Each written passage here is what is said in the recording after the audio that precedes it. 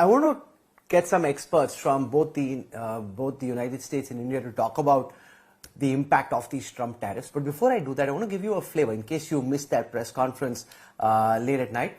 I want to give you a flavor of what Donald Trump said in what he described as Liberation Day. It's anything but. Remember, the last time an American president tried protectionist tariffs was way back in 1930. This is when the Great Depression was already on, and those protectionist measures actually worsened the global depression. And therefore, what Trump is doing, all economic literature suggests, is counterproductive. It doesn't work, but it makes for good politics amongst his MAGA supporters, and that's why Trump is pushing through. He's convinced he's doing the right thing. Every sensible person, every economist, though, convinced that this is going to be disastrous. So let's listen to President Trump, and then we'll try and make sense of the impact this is likely to have on countries like India.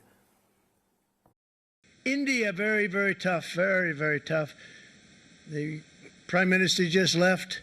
And he's a great friend of mine, but I said, you're a friend of mine, but you're not treating us right. They charge us 52%. You have to understand, we charge them almost nothing. For years and years, the United States charges other countries only a 2.4 tariff on motorcycles. Meanwhile, Thailand and others are charging much higher prices, like 60%. India charges 70%. Vietnam charges 75%, and others are even higher than that. Likewise, until today, the United States has for decades charged a 2.5 tariff.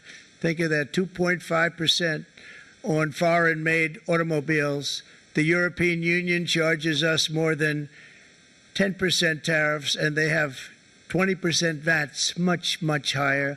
India charges 70%, and perhaps worst of all are the non-monetary restrictions imposed by South Korea, Japan, and very many other nations. As a result of these colossal trade barriers, 81% of the cars in South Korea are made in South Korea.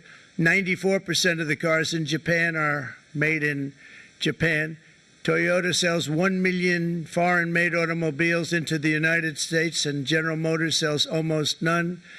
Ford sells very little. None of our companies are allowed to go into other countries.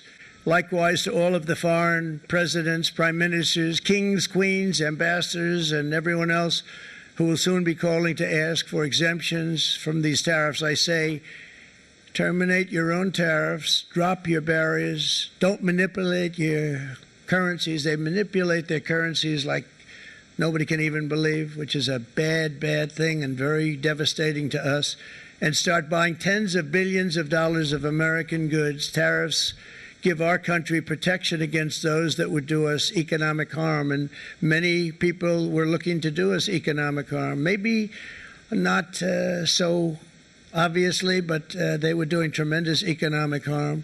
But even more importantly, they will give us growth. These tariffs are going to give us growth like you haven't seen before. I call this kind reciprocal. This is not full reciprocal. This is kind reciprocal. But what we do is we cut it in half. We charge them. My answer is very simple if they complain. If you want your tariff rate to be zero, then you build your product right here in America, because there is no tariff if you build your plant, your product in America. Yeah, blame former presidents and past leaders who weren't doing their job. They let it happen, and they let it happen to an extent that nobody can even believe. That's why, effective at midnight, we will impose a 25% tariff on all foreign-made automobiles.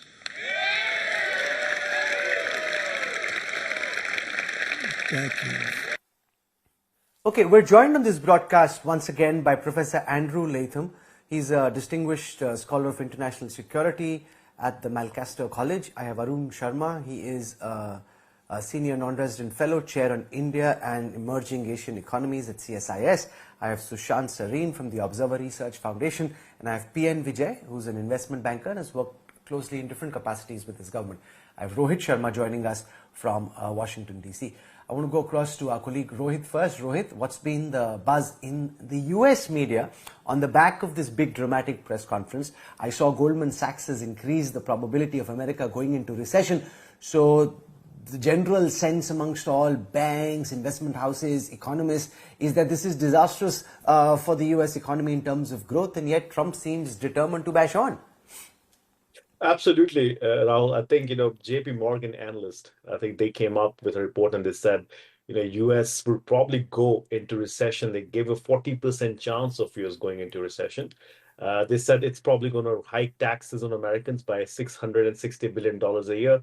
And, Donald Trump has not, listened to anybody on this. I think he wanted to do this for the last 40 years by his own admission. He said he was a young guy when he first talked about it. So I think, in all, he wanted to give it a shot. He wanted to give it a try.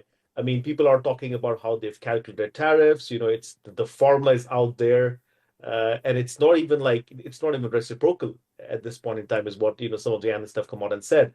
So I think in general public, media, people are confused, apprehensions, anxious. We do not know what the stock markets will look like tomorrow morning.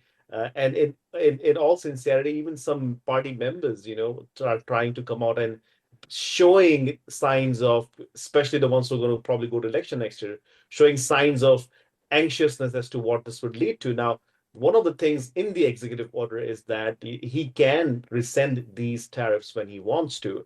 But from the looks of it and what he said before, is that he would want to give it a shot in the long run. He thinks they can raise $6 trillion over the next 10 years.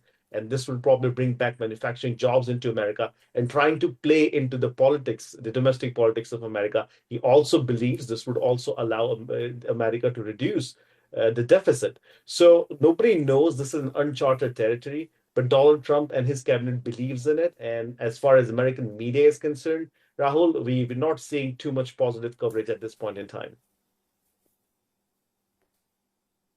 Rohit Sharma, I'll leave it there. Thank you for joining us.